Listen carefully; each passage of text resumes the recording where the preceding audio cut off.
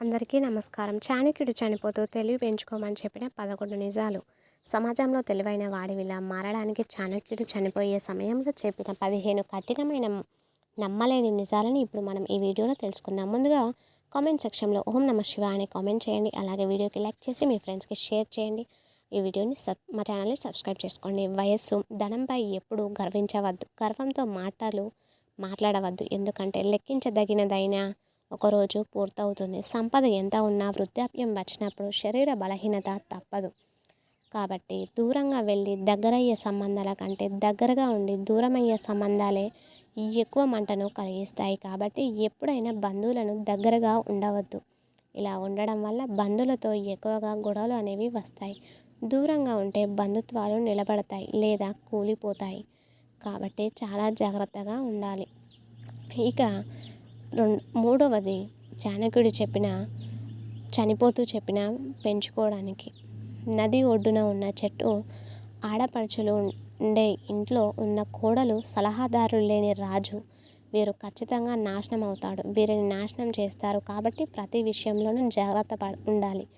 ఎలాంటి అహంకారికైనా చివరి చెట్టును నరికేటప్పుడు, చివరి ఆహారం చెడిపోయినప్పుడు మరియు చివరి గాలి విషపూరితమైనప్పుడు, అలాంటి పరిస్థితి వచ్చినప్పుడు, అంటే అనారోగ్యంతో తిండి తినలేనప్పుడు, శ్వాస తీసుకోలేనప్పుడు, డబ్బును తినలేము అని అహంకారంతో కొట్టుకుంటున్న వారికి తెలుస్తుంది. ఇక 5వది, ప్రతి మనిషిలోనూ 2 తోడేళ్ళు గొడవ పడుతూ ఉంటాయి. మొదటిది చెడు, రెండవది మంచిది. ఏ తోడేలు గెలుస్తుంది? నువ్వు దేని ఆకలి తీరుస్తావో నువ్వే నిర్ణయించుకో. దానిని బట్టి నీ భవిష్యత్తు ఆధారపడి ఉంటుంది. 6వది, ఈ సమాజం ఎలాంటిదంటే మనిషి పుట్టినప్పుడు మొదటిగా ఏడుస్తారు. అప్పుడు ప్రపంచం మొత్తం సంతోషిస్తుంది. తర్వాత ఈ పుట్టిన వారు నవ్వుతారు, ప్రపంచం ఏడుస్తుంది. మనిషి బ్రతికున్నంత కాలం ఏడుస్తూ బాధలని ప్రపంచం కోరుకుంటుంది. కానీ అదే ప్రపంచం ఎప్పుడు ఏడుస్తుందో తెలుసా? మనిషి చనిపోయినప్పుడు. అప్పటి వరకు నిన్ను అన్ని రకాలుగా హింసిస్తుంది. 7వది, నోటితో పని తక్కువగా ఉన్నప్పుడు మాత్రమే కొత్త విషయాలపై ఎవరి అయినా శ్రద్ధ చూపగలరు. వినడం నేర్చుకోండి, వాగడం కాదు. యవ్వనాన్ని గౌరవించండి, ఆనందించండి, కానీ వృద్ధాప్యాన్ని నమ్మండి. ఇది ప్రతి ఒక్కరిని కృంగదీసే దశ.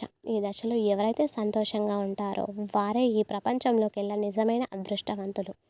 8వది, మీరు పనికిరాని వాటి కోసం వెతకడం మానేసి సృష్టికర్త మీకోసం ఉద్దేశించిన జీవితాన్ని గడపడం ప్రారంభించినప్పుడు మాత్రమే మీకు జ్ఞానం లభిస్తుంది.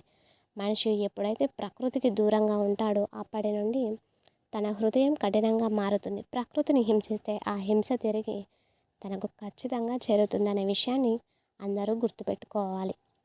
9వది, పేదరికం అనేది ఒక ఉచ్చు. ఇది వినయం అనే గొంతుకు నొక్కేస్తుంది, నిజాన్ని సమాధి చేస్తుంది మరియు దేవుని పట్ల మనిషికి అగౌరవాన్ని పెంచుతుంది. దేవుని మీద నమ్మకాన్ని పూర్తిగా పోయేలా చేస్తుంది. 10, మీ పిల్లలు మీ స్వంత కాదని గుర్తుంచుకొని సృష్టికర్త మీకు కేవలం అప్పుగానే ఇచ్చారు అనుకోండి. అప్పుడే మీరు వారి నుండి ఏమీ ఆశించరు. వృద్ధాప్యంలో కూడా మీకు ఎదురయ్యే పరిస్థితులు మిమ్మల్ని బాధించవు. 11, రోడ్డు పైన అరవకి కుక్కకి మౌనంగా ఉండేవాడికి దూరంగా ఉండు. లేదంటే మొదటిది కరిచి చంపేస్తుంది, మౌనంగా ఉండేవాడు సమయం చూసి దెబ్బ కొడతాడు. ఆ దెబ్బను తట్టుకోలేరు. చావు కన్నా ఘోరంగా ఉంటుంది ఆ దెబ్బ. కాబట్టి దూరంగా ఉండడం చాలా మంచిది. ఈ వీడియో నచ్చితే లైక్ చేసి మన ఛానల్ని సబ్స్క్రైబ్ చేసుకొని కామెంట్లో ఓం నమః శివాయ అని కామెంట్ చేయండి. ఈ వీడియో ఇంతవరకు చూసిన అందరికీ కూడా ధన్యవాదములు.